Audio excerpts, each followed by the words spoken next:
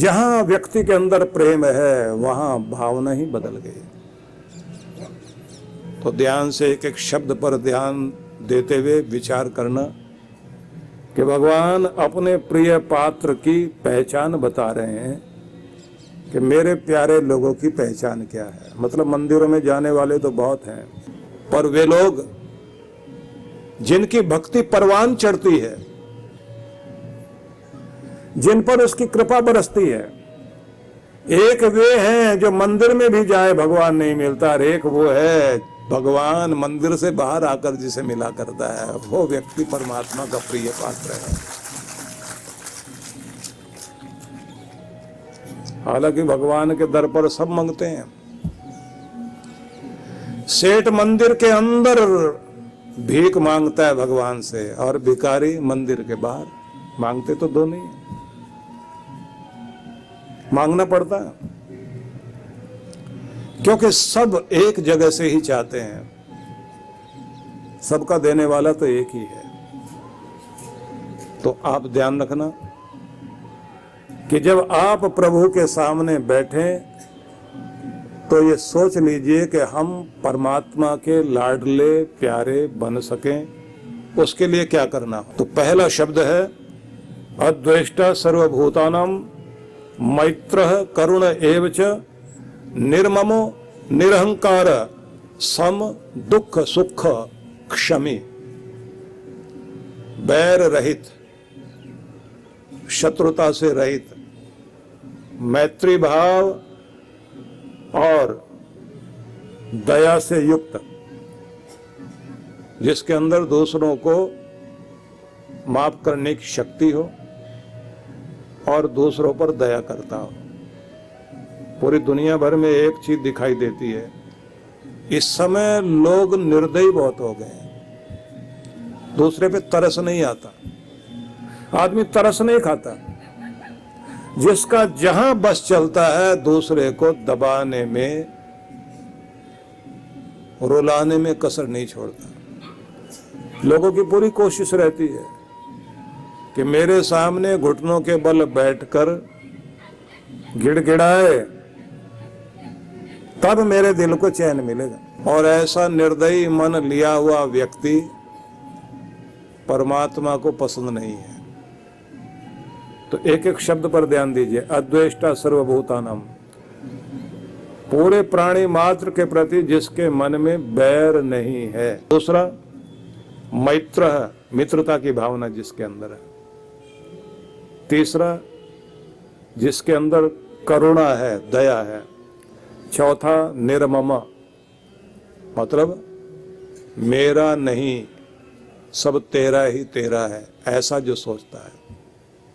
निरहंकार, जिसके अंदर मैं की भावना नहीं है। सम दुख सुख, सुख दुख में जो सम रहे। और अगला शब्द क्षमी, जो माफ करना जाने, दूसरे को माफ कर दे। अगला और भी अद्भुत शब्द कहा, संतुष्ट सततम योगी यत्तात्मा दृढ़ निश्चय मयि अर्पित मनोबुद्धिर यो मद भक्त स में प्रिय। सतत संतुष्ट रहता हो, मतलब जो दिया भगवान ने, जितना दिया, जैसे दिया, जिस तरह का दिया, मुझे स्वीकार है और मैं उसका लाख लाख शुक्राना करता हूँ, उसका धन्यवाद करता हूँ। जो ये कहना सीख जाए तो कहते हैं वो संतुष्ट व्यक्ति है, वो भगवान का प्यारा है। और जो ये कहता है जितना है, जैसा है, जिस तरह का, मुझे स्वीकार नहीं है, मुझे तो शिकायत है, मुझे इतना क्यों दिया और दूसरे को ज्यादा क्यों दिया। ऐसे लोग अपने दुख में इतने दुखी नहीं जितने दूसरों के सुख से दुखी, दूसरे के प्रभाव से ज्यादा दुखी। ऐसे लोग दुनिया में आपको ज्यादा मिलेंगे। जिनके पास यही समस्या, वो जो विज्ञापन देखते थे ना आप, मेरी कमीज से उसकी कमीज सफेद क्यों, ये समस्या बहुत बड़ी है। और इससे भी ज्यादा मजे की बात यह है, जब अपने घर में बिजली चली जाए, लाइट चली जाए, तो लोग एकदम सीधे सीधे जो है वो बिजली विभाग को फोन नहीं करते, बच्चे को कहते हैं जा पड़ोस की देख कर आओ, उसकी है या नहीं है। और अगर पता लगे कि पड़ोस में भी नहीं आ रही तो आदमी संतोष करके बैठता, फिर ठीक है, फिर कोई बात नहीं। बराबर वाले की अगर नहीं आ रही है तो फिर तो ठीक है, अगर हमारी चली गई और बराबर वाले की आ रही है फिर पीड़ा है, फिर तो शिकायत करनी पड़ेगी। सार में बस ये समझ लीजिए कि जब इंसान इस बैर पीड़ा से बाहर निकल जाए, शिकायतों से बाहर निकल जाए, कृष्ण भगवान कहते हैं कि मेरे प्यारों की पहचान यही है, शत्रुता नहीं पालना, और अगर पल जाए कोशिश करो उसे वहीं मिटाया जाए। और एक पंक्ति याद रख लेना, अब मैं यहाँ बीच में रुक रुक के बता रहा हूं धीरे धीरे कि जिससे आपको याद रह जाए। कोई भी आग वक्त पर एक गिलास पानी डालने से बुझ सकती है, बाद में भले ही टैंकर भर के पानी डालते रहना बुझने वाली नहीं है। इसलिए वक्त पर पानी डालना सीख जाइए। समझ में आया ना सबको? इसलिए जहां चिंगारी लगी वहीं पर जल्दी से जल्दी खत्म कर लें। इसी के साथ दूसरी पंक्ति और याद कर लीजिए, गलत फहमी को भी जितना जल्दी खत्म कर सकते हैं खत्म कर लीजिए। देर लग गई तो नफरत में बदल जाएगी, और नफरत में बदल जाएगी तो रिश्ते को खा जाएगी। आपका रिश्ता बहुत कीमती है, गलत फहमी उसे निगल ना जाए, इसलिए गलत फहमी को जितना जल्दी हो सके वो खत्म करने की कोशिश करें, जिससे आपका रिश्ता सुरक्षित रह सके। इसे जरूर याद रख लेना। इसलिए जब मैं ये कहता हूं कि डायरी पेन लेकर बैठा करें, उसका मतलब यही है कि कुछ भी एक वाक्य अगर आपकी जिंदगी में याद रह गया तो वो आपके जीवन को संभाल ले जाएगा। सत्संग साधारण चीज नहीं है, बहुत कीमती है। और ये ध्यान रख लीजिए, माफी मांगकर अगर रिश्ता टिकाया जा सकता है तो झुक जाओ। अहंकार रखकर रिश्ता तोड़ने से अच्छा है माफी मांग करके रिश्ता निभा लिया जाए। जो लोग झुक जाते हैं इसका मतलब यह नहीं कि वो गलत थे, उसका मतलब सीधा सा ये है उसे अपनी नाक से ज्यादा अपना रिश्ता कीमती लगता है। उसे लगता है मेरी नाक इतनी कीमती नहीं है, मेरा रिश्ता कीमती है। और उनके रिश्ते टिकते हैं जिन्हें निभाने की और बर्दाश्त करने की आदत होती है। फिर से रिपीट कर रहा हूं, उनके रिश्ते टिकते हैं जिन्हें निभाने की और एक दूसरे को बर्दाश्त करने की आदत होती है। उनके रिश्ते हमेशा टिकेंगे। और जो निभाना नहीं जानते और बर्दाश्त करना नहीं जानते, उनके रिश्ते हर समय थरथराते रहते हैं। इसलिए अपने रिश्तों को टिकाना है तो एक दूसरे को बर्दाश्त कर लीजिए, निभा लीजिए।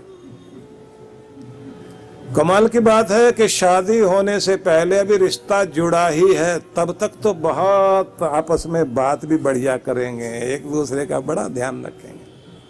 4-4, 6-6 घंटे तक फोन पर पता नहीं क्या बात करते। अभी रिश्ता हुआ, माँ बाप ने लड़का लड़की को बात करने की छूट दे दी, लंबी लंबी बातें हो रही। अब शादी के दिन नजदीक आ गए तो चलो मिलने की भी छूट दे दी।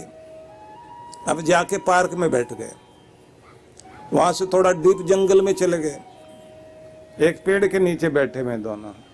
अब वो कहता है कि तुम्हारी आंख में मुझे पूरा संसार दिखाई दे रहा है, संसार, तुम्हारी आंख में मुझे पूरा संसार दिखाई दे रहा है। अब उस पेड़ के ऊपर गडरिया बैठा हुआ था, उसके बेचारे की बकरी खो गई थी। अब उसने वहीं से कहा, भाई साहब जरा देख के बताना मेरी बकरी कहाँ है, क्योंकि आपको तो संसार दिखाई दे रहा था, टीवी लगा हुआ आपके पास, तो मैं बहुत देर से ऊपर चढ़ के ढूंढ रहा हूं, मेरी बकरी नहीं मिल रही। अब आप सोच के देखिए कि जैसे ही शादी हो जाती है फिर उसका टीवी बंद हो जाता है, फिर आंख में कुछ नहीं दिखाई देता, पता नहीं कौन सा तिनका गिर जाता है आंख में, उसके बाद में कुछ नहीं दिखाई देता, फिर तो एक दूसरे को देख के घूरते हैं। और सच्चे पति पत्नी कहीं बैठ जाएं और लड़े बिना रह जाएं, फिर सच्चे पति पत्नी नहीं। तेरी मेरी बने ना और तेरे बिना सरे ना। इसलिए मैं ये कहा करता हूं कि अगर पति पत्नी को भी घूमने जाना पड़े, जाएं जरूर, 2-3 महीने के बाद एक बार थोड़ा जो है हवा पानी चेंज करने के लिए जाना चाहिए। लेकिन जहां भी जाना चाहें किसी मित्र परिवार को साथ लेकर जाएं, एक दूसरे का लिहाज करके लड़ाई नहीं करेंगे, एक दूसरे का मान बनाए रखेंगे, और नहीं तो जहां बैठ गए वहीं शुरू। तो ये याद रख लीजिए, जब तक आप एक दूसरे के साथ निभाने के लिए और एक दूसरे को बर्दाश्त करने के लिए तैयार हैं तो आपका रिश्ता हमेशा टिकेगा। और वहीं से गड़बड़ होनी शुरू हो जाती है जब आप बर्दाश्त करना भूल जाते हैं और निभाना भूल जाते हैं, तो उसके बाद आपके रिश्ते कमजोर पड़ जाते हैं। इसलिए निभा लीजिए। कोई भी संपूर्ण नहीं होता, कोई परफेक्ट नहीं है, कुछ ना कुछ कमी हर किसी की जिंदगी में है। जब तक आपने पूरी तरह नहीं देखा था, नहीं समझा था, तब तक तो ठीक था। जैसे एक दूसरे को ठीक से देख लिया, समझ लिया, उसके बाद स्थिति खराब हो जाती है। तो निवेदन करना चाहता हूं, आप लोग एक एक शब्द पर ध्यान दीजिए। भगवान कहते हैं कि मेरे प्रिय पात्र की पहली पहचान ये है कि जो शत्रुता को समाप्त करे और प्रेम को बढ़ाए। दूसरी पहचान दी वह जिसमें मैत्री भाव है, शत्रुता का भाव नहीं है। मैत्री भाव क्या होता है कि जिसको अपना कह दिया फिर उसके लिए हित चिंतक बनना, उसका शुभ चाहना, बुरा नहीं चाहना। याद रखें कि जब आप अपने मन में किसी के लिए बुरा बुरा सोच रहे होते हैं और बाहर से आप कितना भी अच्छा बोलते रहें, बाहर वाले शब्दों का प्रभाव नहीं पड़ेगा, अंदर वाले शब्दों का या अंदर की तरंगों का प्रभाव ज्यादा पड़ता है।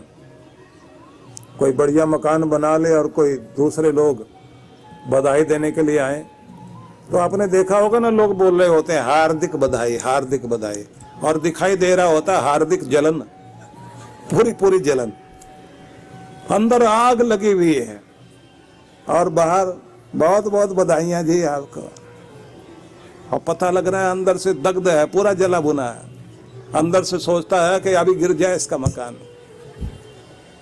कुछ को तो यही लगता रहता है मकान जो बना है वो शायद हमारी छाती पे बना रखा है, इसने हमारे छीन के बनाया, लेकिन बाहर से बधाई जरूर दे रहे होते हैं, बाहर से हाथ मिला रहे होते हैं, लेकिन अंदर भावना नहीं है। जानवर तक भी इस बात को पहचानता, अगर आप अपने हाथ में आगे टुकड़ा रख लें और पीछे डंडा, तो कुत्ता उसको पकड़ना जरूर चाहता है, लेकिन बच के, वो जानता है कि बेईमान आदमी है, मार सकता है, टुकड़ा दिखा के डंडा मार सकता है, उसे भी पता लग जाता है। इसलिए यह ध्यान रख लीजिए, जब आप अपने अंदर पवित्र भावनाओं की तरंगे भेजते हैं तो दूसरा मन भी पवित्र होना शुरू हो जाता है। इसलिए अपने अंदर से मैत्री भाव पैदा कीजिए, उससे कल्याण होगा। एक उदाहरण देता हूं आपको, इससे आपको समझ में आएगा ये मित्रता क्या होती है। राजस्थान का एक कवि, उसने बड़ी सुंदर एक बात लिखी कि दूध और पानी दोनों दोस्त हो गए, मित्रता हो गई। तो दूध पानी को देखकर कहता है कि मित्र तुम मिल गए, अच्छा लगा हमें। पानी ने कहा कि गरीब को इज्जत दी है आपने, अब तक हमारी कोई कद्र नहीं थी, आप दोस्त क्या बने, हमारी कद्र हो गई। और कद्र भी इतनी हो गई कि आपके भाव से बिकने लग गए हम, आपने कीमत बढ़ा दी हमें हमारी। दूध ने कहा नहीं दोस्त, अब तक बहुत सारे दोस्त मिले थे लेकिन हमने किसी को अपनाया नहीं, लेकिन अब जो तुम मिले हो और तुम्हें पाकर तो हम बढ़ गए हैं। और अब तो कमाल ये हो गया कि तुम नहीं दिखाई देते, बस हम दिखाई दे रहे हैं। ऐसा दोस्त कहां मिलता है। तो पानी ने कहा कि मित्र, ये तो आपकी बड़ी बात है कि आपने हमको मान भी दिया, अपनी कीमत भी दी। इस गरीब के पास कुछ नहीं है, पर एक वचन देता हूं, इतनी बड़ी इज्जत, इतना बड़ा मान आपने हमको दिया, तो कभी आपके ऊपर संकट आया तो अपनी जान देकर आपको बचाएंगे, आपके ऊपर एक बार भी आंच नहीं आने देंगे।